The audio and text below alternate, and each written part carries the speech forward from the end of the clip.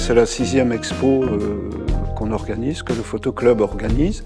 Cette année, nous avons souhaité inviter des artistes documentés, peintres, sculpteurs, qui étoffent notre expo et qui nous permettent aussi de travailler en collaboration avec d'autres personnes.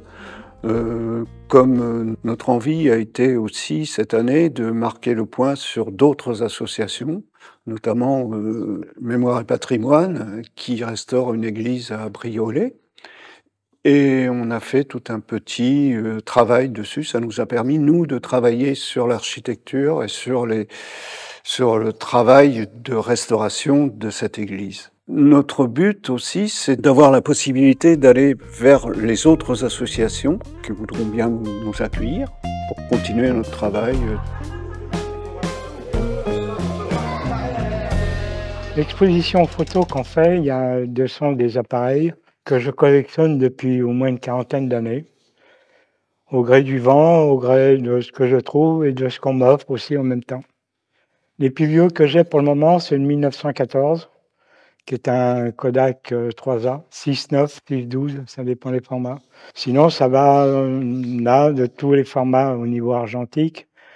J'ai aussi une petite chambre et j'ai le plus petit appareil qui existe au niveau des films, le Minox. J'ai essayé cette année d'en mettre à peu près une bonne dizaine pour que les gens puissent voir l'évolution un petit peu. C'est une passion. Les 3/4 des appareils, je m'en suis servi. Moi, j'avais commencé avec un Sinonflex à cette époque-là, acheté dans une petite valise avec deux autres objectifs, 50, 35 et 135 mm. Mon parcours de photo date des années 67 à l'armée avec le développement, où j'ai appris pendant 2 ans à peu près le développement. C'était de l'argentique à cette époque-là. Sorti de là, j'ai commencé à faire des photos qui sont très belles. De ce fait, j'ai tout mis à la poubelle et j'ai été prendre des cours.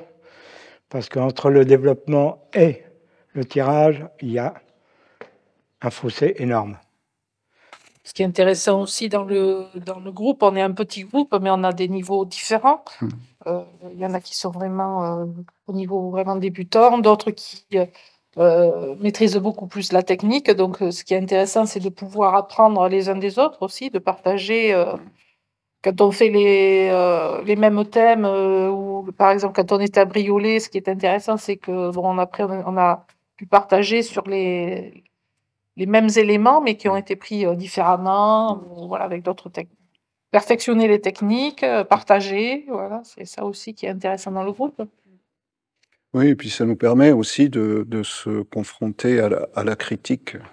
C'est vrai que ça permet aux gens plus aguerris dans la technique photo de nous donner des conseils et de faire des choses intéressantes et de nous progresser.